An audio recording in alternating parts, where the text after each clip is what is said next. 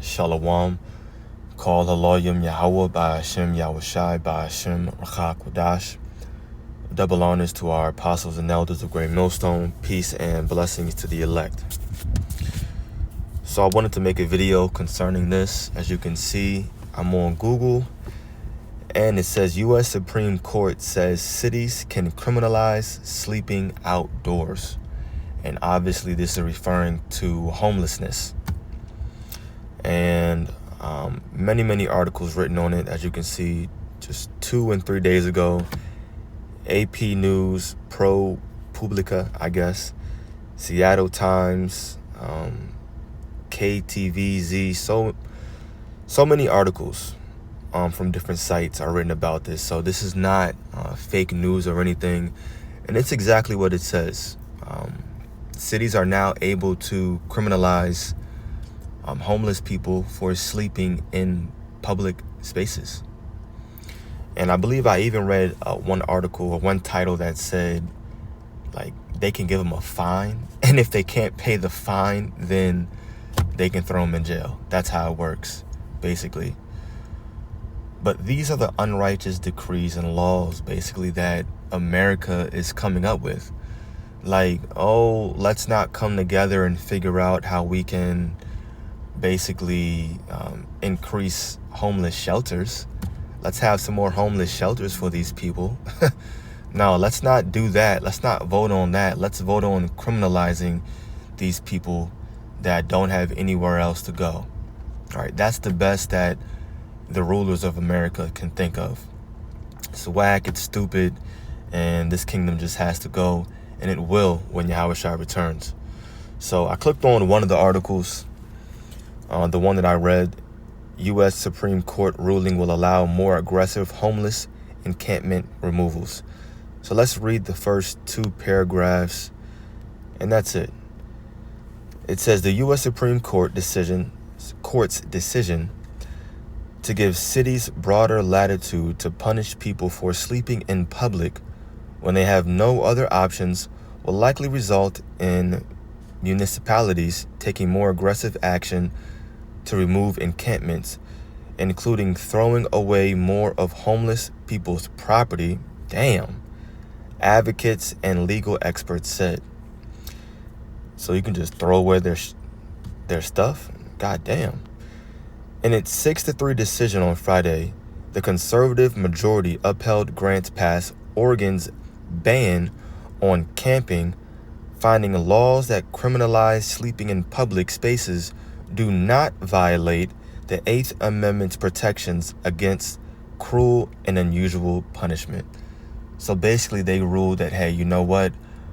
Us allowing cities to criminalize homeless people sleeping in public spaces does not violate the 8th Amendment's protection speaking on cruel and unusual punishment.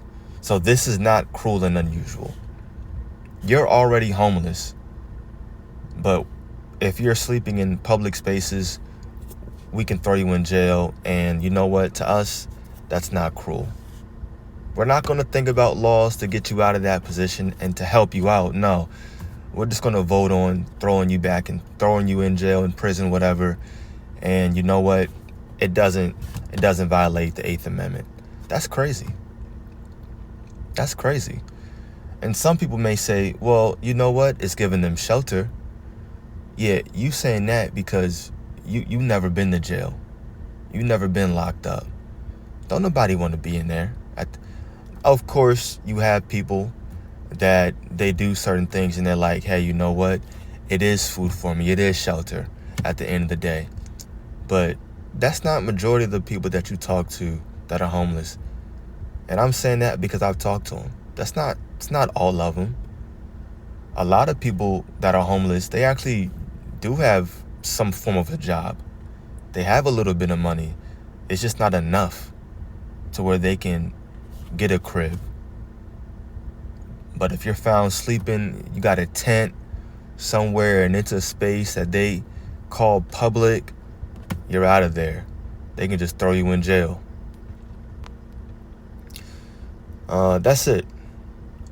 I'm not going to read any more of the article. It's just going to be them speaking more on their decision, how they came to it, blah, blah, blah. But like my man Childish Gambino said, this is America. So we're going to read 2 chapters or 2 precepts from 2 chapters, and that's it. This is Deuteronomy 15. I'm only going to read it in the King James on the left. As a matter of fact, let me just get out of the NLT. Deuteronomy 15, verses 7 through 11. These are the laws of the Bible. If these were being implemented, then obviously the world would be a better place. But even if just a few of these were implemented a little bit more, things will be a lot better. Deuteronomy 15, verse 7. If there be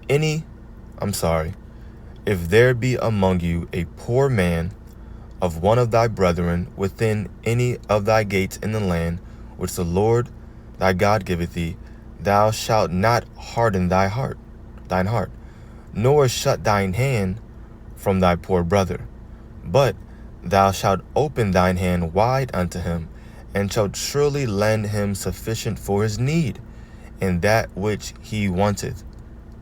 Make a law to throw him in jail? No, open up your hand. Help him out. These are the laws of the Bible.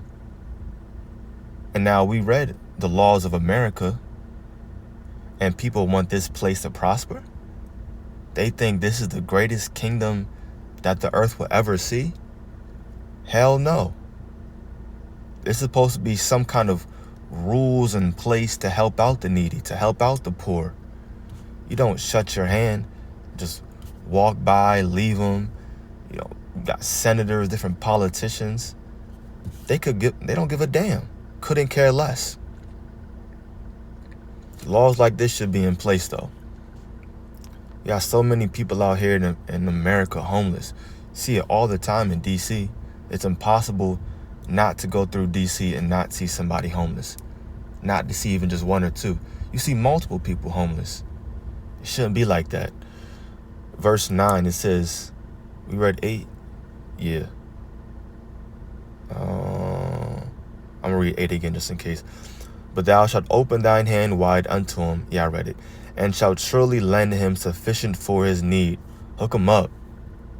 Give him a little apartment, something. Some supplies, a little bit of food. Try to help him get a job, something. In that which he wanted.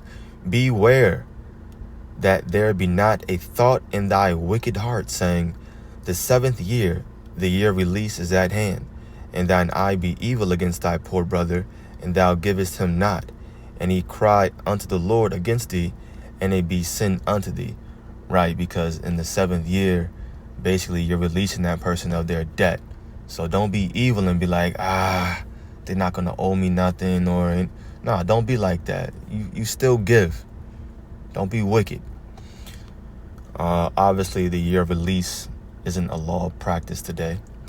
Verse 10, thou shalt surely give him, and thine heart shall not be grieved when thou givest unto him, because that for this thing the Lord thy God shall bless thee in all thy works, and in all that thou puttest thine hand unto. For the poor shall never cease out of the land, meaning there's always going to be somebody poor, right? Therefore I command thee, saying, thou shalt open thine hand wide unto thy brother, to the poor, and to thy needy in the land. So there's supposed to be laws in place, basically, to help out the poor, to help out the needy. But America doesn't see it that way. They don't care. They don't give a damn. This is a corrupt, unjust place that we're living in. Nothing but unrighteous decrees going forth left and right. These are the things that they're voting on. It's crazy. Now, of course, in these times, it doesn't mean that you walk across, like I said, you're in D.C. and every single homeless person, you're just handing out money. You're just giving away racks on racks. No, that's not what this is talking about. Remember, in these times, we have to be wise. The Bible says, when you do good, know to whom you do good to. It says do good basically to the righteous man, the godly man.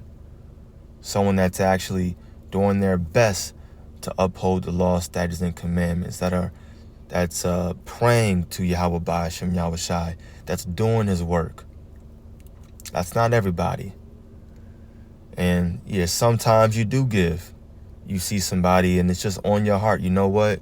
Whatever it may be, maybe your spirit is just inclined. Maybe that look like your Uncle Ray Ray. I don't know. So you give to him. That's cool. Nothing is wrong with him. But it's not a bad thing if you don't do it either. So don't feel condemned in your mind, in your heart. No, we're living in different times. These were laws to where we were supposed to keep if we were living in our land and we were sovereign. We can uphold these laws. That's completely different. Completely different. We're in a foreign land. We're in the land of our enemies. We're in the land of our captivities. So we're bringing these things out. I'm bringing this out right now in the spirit as a comparison. That's all. Don't take this to heart and be like, oh, I gotta give.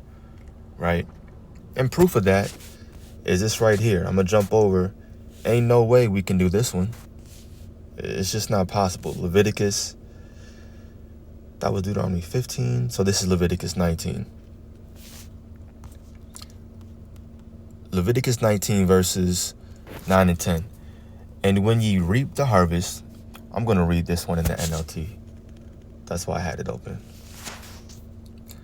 Leviticus 19 verse 9 in the NLT. When you harvest the crops of your land. Now, majority of us ain't got no farm. We're not harvesting no crops, right? When you harvest the crops of your land, do not harvest the grain along the edges of your fields, and do not pick up what the harvesters drop. It is the same with your grape crop. Do not strip every last bunch of grapes from the vines, and do not pick up the grapes that fall to the ground. Leave them for the poor and the foreigners living among you. I am the Lord your God. And it ended off like that. I am the Lord your God, so you can remember to fear the Lord and do these things. But like I mentioned, we ain't got no farms. We're not harvesting. We're not growing crops and things like that. And even if you do, like I mentioned, these are laws that were to pertain to us when we were in our own land and we were sovereign concerning our people. So maybe you do have a nice little front or backyard where you can do these things. It doesn't mean that you got to leave the edges, leave them for the needy walking by in your neighborhood. No. Understand these things from the perspective of, like I mentioned, we were in our land. I'm bringing it out as a comparison, right? America doesn't have these laws in place.